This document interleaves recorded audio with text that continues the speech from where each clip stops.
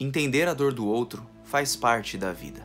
E para entender essa dor precisamos ter empatia pelas pessoas, porque às vezes uma dor pequena para você é grande para outra pessoa. Fumetsu no Anatae, episódio número 9.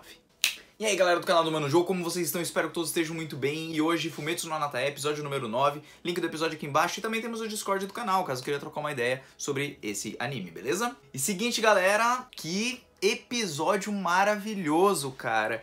Ele mostrou duas coisas que eu sempre gosto de falar depois que eu aprendi na terapia. E eu vou comentar aqui com vocês porque eu achei demais.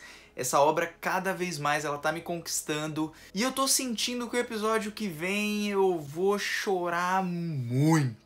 E bom, gente, o que acontece nesse episódio, né? Logo no comecinho, o Fushi tá lá junto com o Gugu. Os dois estão zoando com a galera que chega lá pra ver onde tá o monstro e esse monte de coisa. E eles vão lá, assustam as pessoas vão embora e tal. Eles zoam e caçoam e tal. Só que... meu, o cara vai até na cidade pra causar com as pessoas. Só pra fazer uma zoeirinha básica. Só disso, acho que o velho da pinga já deveria ter achado o Gugu, ou pelo menos ter dado um indício pra Arin, em vez da Arin achar ele só por causa do cachorrinho. Porque se eles estavam fazendo isso na cidade causando, né, os dois monstros, entre aspas, ficaria mais fácil de encontrar com eles, não é? Mas bom, os dois estão zoando pra caramba, o Fushi chega a perguntar até pro Gugu se ele vai voltar pra casa, mas o Gugu ele ainda tá muito chateado com o que o velho da pinga fez com ele, que aquilo machucou muito dentro do coração do Gugu, tendo colocado pinga, sei lá por que, na barriga do moleque. Só que enquanto os dois estão felizes ali, zoando e vivendo a vida, o Gugu tá com fome, ele faz tempo que ele não trabalha, esse monte de coisa, então faz tempo que ele não come, e aí acaba que o moleque cai praticamente morto no chão, quase morrendo ali de fome. Meu Deus, faz tempo que eu não como, preciso comer. Pergunta pro Fushi se o Fushi tem alguma coisa, o Fushi não tem. Só que aí o Fushi ele consegue recriar a comida, então ele consegue recriar tudo que ele comeu conforme os estímulos que ele foi passando. Então, olha só, quanto mais intenso for o estímulo, a sensação, tanto de comida, dor, é muito mais ligado ao sentimento, à emoção ali do negócio ali naquela hora. Por exemplo, você tá com muita fome, você come a comida X.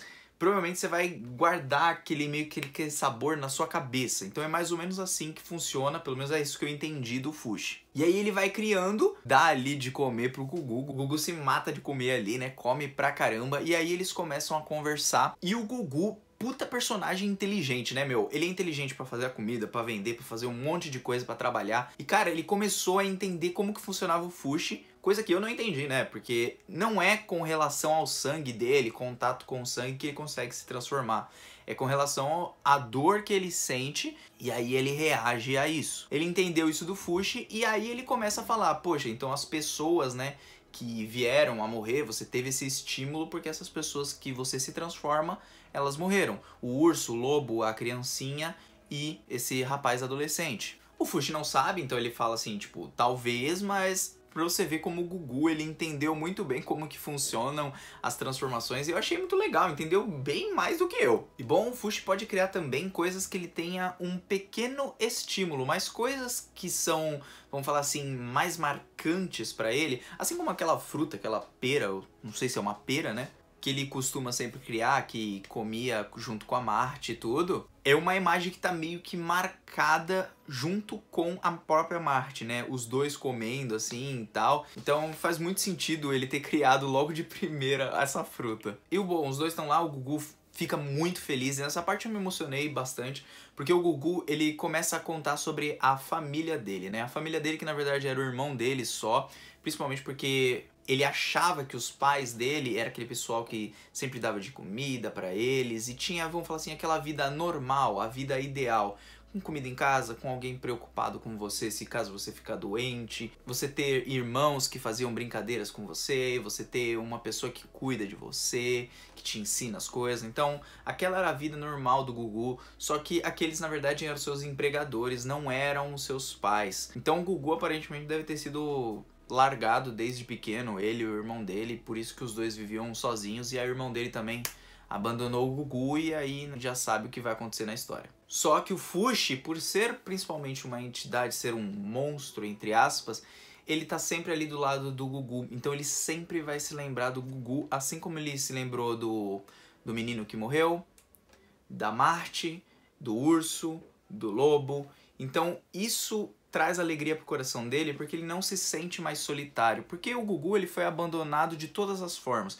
Foi abandonado pelos empregadores, foi abandonado pelo irmão, foi abandonado, sei lá, por todo mundo, e agora ele se encontra num lugar onde ele tem alguém, ele tem uma companhia, que é o Fushi. E o Fushi, por ser esse ser diferente de outros seres, né, de estar aprendendo com as coisas que vão acontecendo na vida, ele é diferente, ele sempre vai se lembrar do Gugu. Então se o Gugu morrer, ele fala pro Fushi: se transforme em mim, por favor, porque o que ele mais quer é ser lembrado por alguém. Tanto que quando a Arin aparece e começa a conversar com ele, a primeira sensação dele é o quê? O pessoal quer que eu volte? Porque ele quer que as pessoas sintam a falta dele, sabe? Ele não quer se sentir sozinho.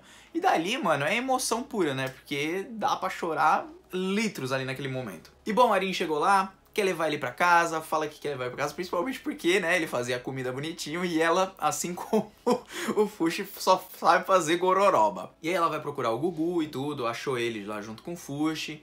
E aí o Fushi tá muito nervoso quando ele fala com a Arin, né, porque a gente sabe que ele gosta dela. O Fushi percebe isso daí e vai buscar a máscara, porque talvez com a máscara o coração dele não doa tanto. E o Gugu, ele não quer mostrar de jeito nenhum o rosto dele pra Arin.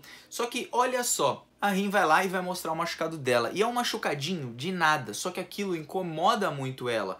Dentro dela, aquilo lá não tá sendo uma coisa boa, sabe? Ela tá se sentindo mal por aquilo. E aí, muitos, como o Gugu mesmo, até eu mesmo, no primeiro momento eu falei: putz, mas é só um machucadinho, tipo, não tem nada, nem deve doer isso daí. Só que pra ela é uma dor sentimental, é uma dor que ela sente que é diferente das outras pessoas.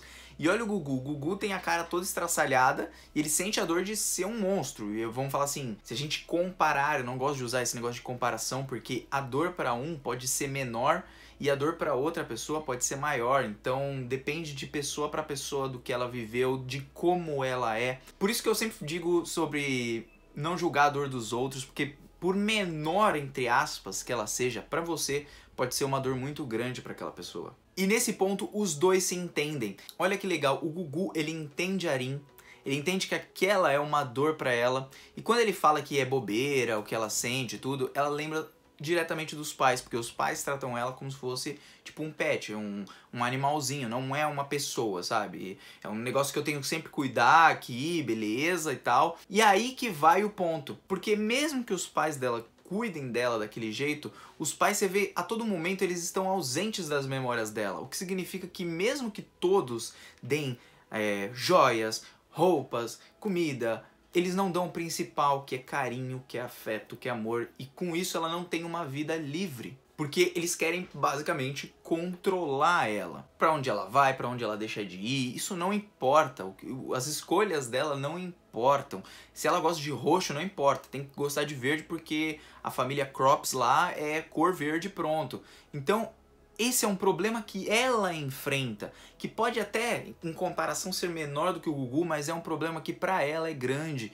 E aí quando a gente meio que desconsidera o problema dela, a gente não tá tendo nem empatia com a própria personagem e com as próprias pessoas em qualquer canto que tem por aí. Então eu gostei muito desse paralelo, que mesmo numa vida, entre aspas, boa, a gente pode ver que nem tudo, às vezes, é só flores, sabe? Enquanto o Gugu também tem o sofrimento dele, do rosto dele e tal, e ela, tipo, fala assim: não, meu, você tá de boa aí e tal, não sei o que, só que ela também começa a entender o Gugu. E nessa parte que os dois se entendem, é onde a gente vê que mesmo eles tendo pensamentos diferentes sobre diversas coisas, principalmente pela sua vivência de vida mesmo, os dois acabam se entendendo, acabam pedindo desculpas e muito mais do que entender, eles respeitam de verdade, sabe? Eles respeitam num ponto de: eu não vou ficar pensando que é bobeira o que a Arin passou na vida dela. Eu não vou ficar pensando que é bobeira na vida do Gugu. Ou seja, eles vão pensar muito mais no ser humano, quem são aquelas pessoas, e aí vai aflorar um negócio muito legal, porque ela vai querer conhecer mais o Gugu, porque ela viu algo além do rosto machucado dele, ela viu algo além de tudo isso, ela viu a pessoa que era o Gugu. E isso, esse anime, cara, não é possível, cara, que essa narrativa seja tão perfeita assim, cara, porque é muito boa. Queria muito saber o que vocês acharam também dessa parte. E aí eu achei muito fofo esse ponto, e a Arin querendo saber quem é que empurrou ela, o Gugu fala que não vai contar, ela pergunta se o Gugu gosta dela, ele também não vai contar.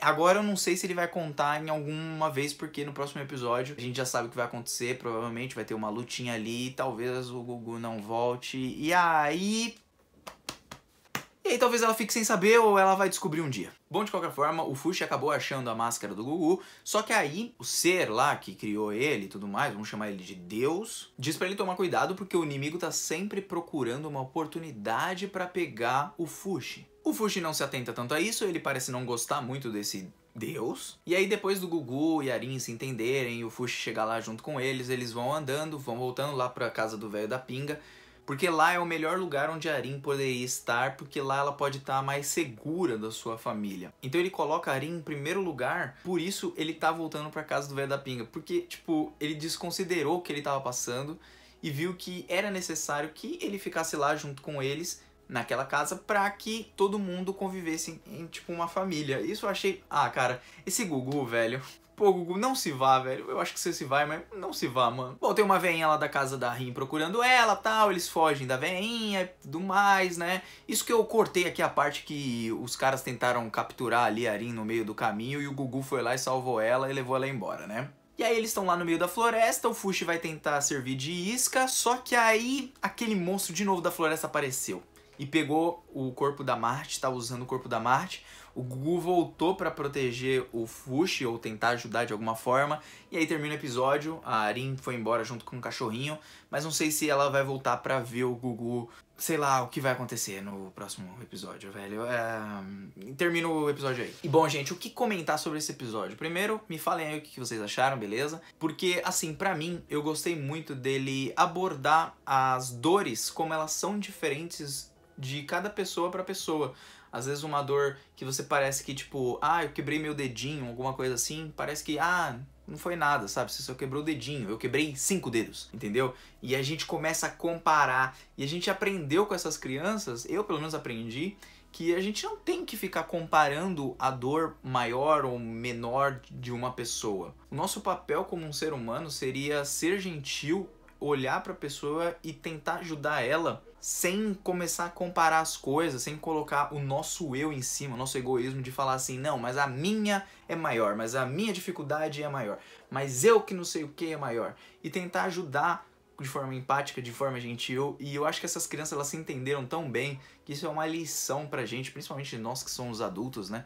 Que quando você chega na fase adulta assim, cara, mano, é um bagulho tenso, velho. É difícil você ver isso em algum lugar, né? A gente acaba tomando atitudes mais egoístas do que em prol de outra pessoa, então a gente meio que dane-se a outra pessoa, o que importa sou eu mesmo. Então eu gostei como o Fumetsu Sonata ele consegue trabalhar tanto o nosso significado da nossa vida, o que seria uma vida boa, o que seria uma vida ruim, o que seria uma vida X ou Y, os julgamentos dos outros, a vontade dos outros de colocarem, de escolherem as nossas coisas, assim como o pessoal queria escolher o destino da Marty, também tá querendo escolher o destino da Arin. E o legal é que a Marty escolheu viver a vida que ela quis, ela escolheu tomar a atitude de salvar a Parona, então ela escolheu o caminho que ela quis. E isso que foi bonito mesmo que ela tenha morrido.